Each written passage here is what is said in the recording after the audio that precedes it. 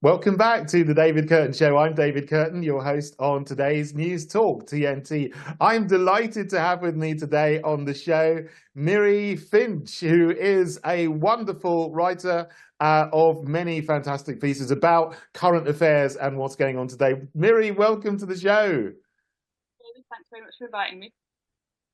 Great to have you on the show. Look, I first got to know of you through other people who were telling me about the wonderful things you're writing. You have a really interesting blog, and you write very, very in-depth articles, which make me think about things that are going on as well. One of the things that you've just written is about Putin, which is very interesting, as well as other articles you've written about Andrew Tate and Andrew Bridgen and Lawrence Fox and many other people. But what's really interesting is you look at things, psyops, psychological operations, and what do you think are some of the psyops that we've been subjected to over the last 4 years, and how have they affected us? Well, that's a great question. It could be quite a long answer. I think, Yeah. which is very topical at the moment, that they're normalizing the idea that really there's no such thing as health. That you are always ill with something, it just may not have presented symptoms yet. So for the COVID chapter, the idea of being asymptomatically ill was just not something that was in the national lexicon. But now that's become very common. And once they've re-engineered us to accept that we can feel completely healthy but still have the deadly plague, then they can transfer that onto other things. And I think what they're now trying to do is normalize the idea that you can have an aggressive terminal cancer but feel completely healthy. And obviously they've presented that to us via King Charles and some other high-profile people who are now saying, I felt absolutely fine. There was nothing. I didn't think there was anything wrong with me, but I went to the doctors and it turns out I'm dying. So I think that's the idea. There's no such thing as health anymore. You're just symptomatic or asymptomatic, but you're never really healthy. Yeah, that's a real departure from normal science, isn't it? Because normally you go to the doctor, you present with symptoms, and then the doctor says, "Oh, you've got something." But if you haven't got any symptoms, then well, you may be carrying something, but it doesn't affect you. And then we were told everyone had these awful PCR tests, and I hated them. Well, actually, I never had one, to be honest. I was told, you need to have this to travel, you need to have this to go here and there, but I just didn't do it. So. Yeah, that's a very interesting thing. I mean, you mentioned the King Charles issue. Now, we've been told that he has cancer, but then we're not told what kind of cancer he has. You wrote a very interesting article about that, and I reposted it. I got some flack, actually, just for reposting your article. People said, this is a conspiracy theory, which is what people always say when you're just maybe theorizing or actually hitting the target. Can you tell us a bit more what you think about that? Yeah, so I don't think that King Charles has cancer because I think everything we know about royal protocol would dictate that if he did, we wouldn't be told. I believe it was the Queen Elizabeth's father who had lung cancer, and not only were the press not told, he wasn't even told himself because it was thought that it would undermine his ability to reign. And there are many examples throughout royal history when there's any kind of major health problem that could undermine public confidence in the institution. The press are never told. It's all hushed up. So I think if he did have cancer, there is absolutely no way we would know. So then that begs the question, so why are we being told that he has cancer? And I think that to normalize the idea of cancer becoming very, very common because since the COVID vaccine rollout, cancer has become much more common. These so-called turbo cancers are more common. So I think this is about re-engineering the public to not really ask many questions. If they suddenly get cancer out of nowhere, if their loved ones get cancer out of nowhere, they just go, well, that's just how it is now. Look at the king. He's so rich. He's so healthy, but it happened to him, so it could happen to any one of us. It's almost like watching a soap opera, isn't it? You've got these characters and then things happen to the characters. And this diverts people away from actually looking at scientific papers and looking at analysis and data and finding out what's actually going on. And, to me, it's clear that since these injections were rolled out, which are not safe because they don't have any long-term safety data, we have got all these kinds of really bad adverse health side effects coming on. First of all, myocarditis, and then strokes and Bell's palsy, and now cancers are coming along. And some people are actually talking about one of the long-term things that no one's really started talking about would be prion diseases, the Creutzfeldt-Jakob's diseases, and so on. So do you see this happening as well? Yeah, absolutely. And it's a very good point you made about soap operas. So the whole point of soap operas is to socially engineer it. So when they want to normalize something or encourage something, social engineers present it to us in a soap opera. And there's actually very little distinction between the overt soap operas like Coronation Street and the slightly more tacit soap operas like The Royal Family. Now we've got even more of a crossover because we've got The Crown on Netflix. So The Royal Family is literally a soap opera and then more covertly a soap opera as well. So I think that King Charles has been given the storyline to play out about allegedly having cancer to normalize it for the masses. And as you mentioned, they haven't told us what cancer it is. And this is completely classic soap opera scripting to keep the suspense high on the edge of our seats. Because the palace's justification, they said, well, we've told we told the press he's got cancer, we've broken with royal protocol because we don't want people to speculate. But then they don't tell us what cancer he's got, therefore ensuring mass speculation. So I think that you've hit the nail on the head. This is a soap opera, and they're using the same psychology they use in soap operas with the soap opera of the royal family. Yeah, another point you made in that article, which I thought was really interesting, going back a few decades, was you related this to Friends, and how that was a show that everyone watched. No one thought, everyone just thought, oh, this is nice, I enjoyed it. But that actually got in a lot of messaging and actually changed people's behaviors and changed people's paradigms about life. How do you see, that soap opera, Friends? The way most of us will know. How did that change society and the way we think? Well, it's really interesting you bring that up because I think there was a big shift in social engineering from the 80s to the 90s. So, as you say, in the 90s, Friends was a big show that everybody watched. But in the 80s, it was Family Ties.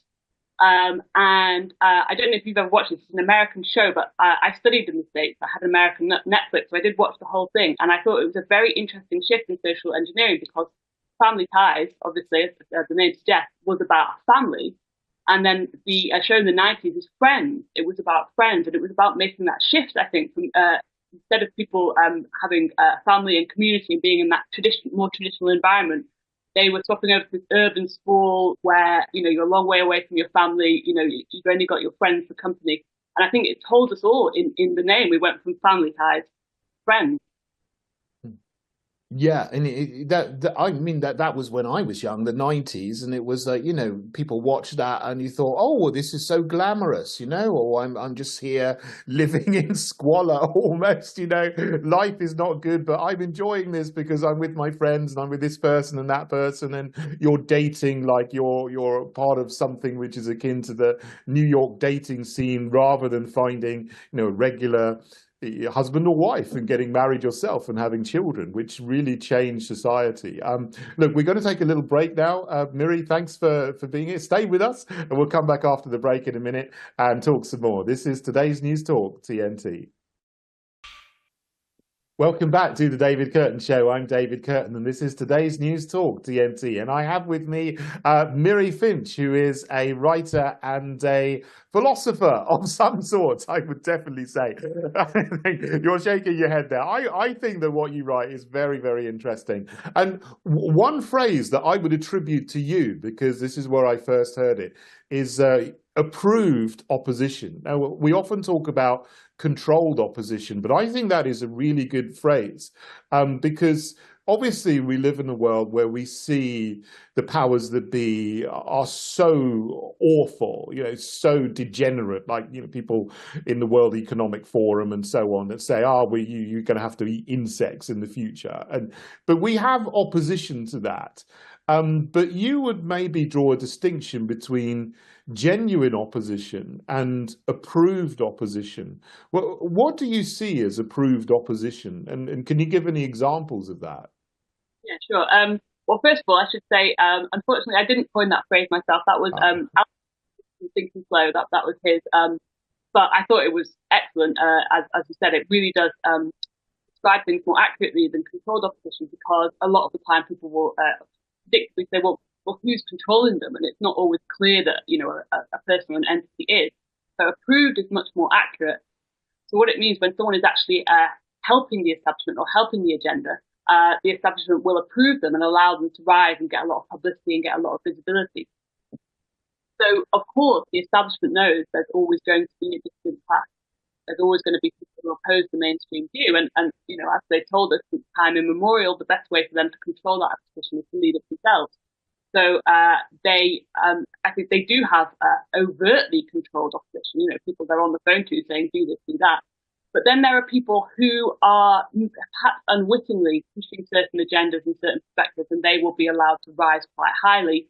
So that means our focus is kept in the Overton window and only on the things that the establishment are happy for us to get behind, happy for us to financially support, happy for us to know about.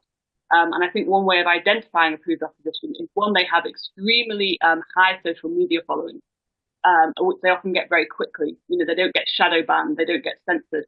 And the other one is that they get mainstream media publicity. And when I've explained this to people, they say, well, so-and-so, let's say Russell Brand isn't getting publicity, they're being really mean about him.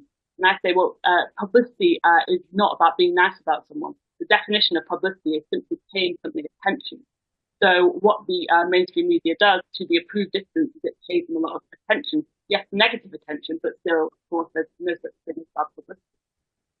Yeah, that's a very interesting point because, Russell Brand, obviously, he's appears to have gone through the ringer. He appears to have been attacked and slammed down, and he's demonetized on YouTube and so on. But someone did an analysis of him, and I don't know whether this is absolutely accurate, but they say, well, he's got more followers now than he had before he was attacked, and potentially he's making more money because he's opened a new channel and he's monetized that. So you now pay a certain fee to get access to his private content. So that's a very interesting fact about that. I mean, what do you think about that? And are there any other people that you think, who get negative attention, but may well be approved opposition?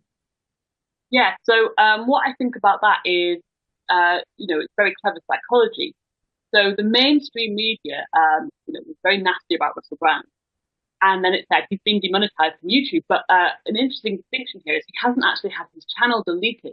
Whereas people with much smaller followings than Russell Brand who didn't actually monetize their video will have their channels deleted. So when he had his YouTube demonetized, yes, but he still has that platform available to him to direct his 6 million followers to his new platform, which is actually more lucratively monetized than his YouTube channel was. Because I believe his YouTube channel was just advertisements. But his new channel you can actually pay as a subscriber. So what the mainstream media did was tell everyone you can't support them at YouTube anymore. You can go here and support them instead. And so the effect on people would say, oh, they're being so mean about Russell. I want to give him my money. I want to show my support. So, and this is the inevitable conclusion. It did make him richer than ever. This does happen because people will think, oh, if someone's being victimized, then they need to support them, and they'll go and give him money, even though he's actually still, a millionaire or a multi-millionaire, I would imagine. I don't know exactly how much money he's got, but, he's still living in a big house and he still seems to be doing quite well for himself.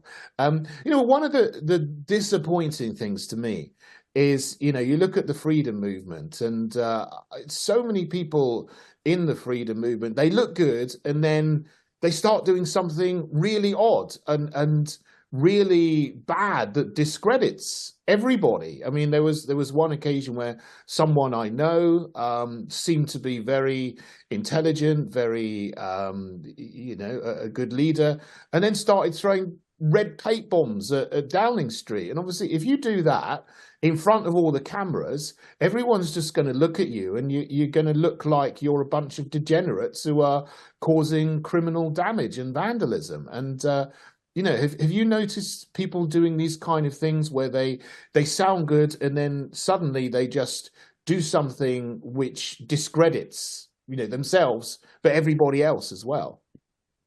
Absolutely. And I think what they do is bait and switch. So they'll come across as very credible, very thoughtful. They'll galvanize a big following. and then suddenly they'll do something as you described just to make themselves look like, you know, a fool, a clown, and then by association, it has all the causes they're associated with. And then the mainstream media has an ammunition to do a hit piece on them and say, you know, look at this terrible person, this vandal, this criminal, this thug.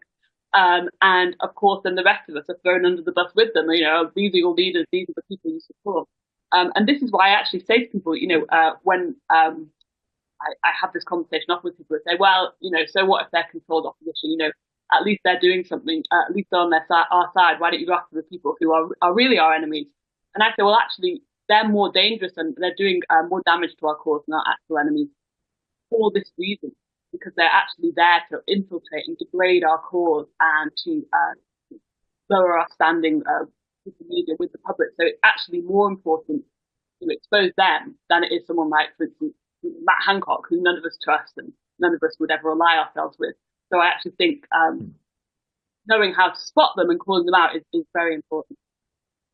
Absolutely. I mean, it's so obvious, you know, Matt Hancock, Rishi Sunak, Keir Starmer, whatever, all these people in the Uni Party are not on our side. And, you know, they're off with the World Economic Forum. They want to implement Agenda 2030. We know that. But it's the people that sound good and then mess up and then discredit us. You know, it really annoys me because, you know, you and I, you know, I know you're good and you do fantastic work. You are in a political party for a while. You know, we have many political things in common. I'm running the Heritage Party. I'm really trying hard to write, you know, written a manifesto and trying to do something which will restore our nation and to be responsible and to be respectable. But then there's people come along and then they just do things that are irrespectable and ruin it for all of us. Just quickly before we end this session, what are your thoughts about politics and getting involved in politics? Do you think it's worth it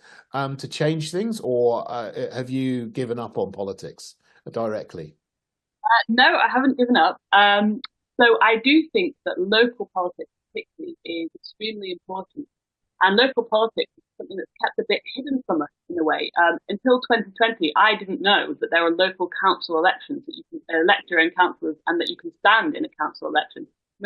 All of us, all I knew about until 2020 was, you know, Westminster Parliament, high-profile by-elections, general elections. And I think that's by design because the much less high-profile council elections is actually very grassroots. Anyone can get involved, and I think we do have the capacity to make some changes at that level because, of course, councils are the instruments by which central government implements their plans.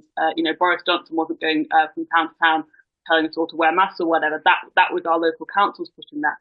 So I'm not in a political party anymore, as you alluded to. I was in the Freedom Alliance. But what I did do last year was stand as an independent councillor for my local ward, and I plan to do that again. So what I would say to people is local grassroots independent politics, especially on the council level. It is worth getting involved at that level. I don't think it's rigged. I don't think they've kind of got the manpower to rig it. If it is rigged, it's just by the way they rig it is by keeping us all in the dark about it, as I was in the dark until.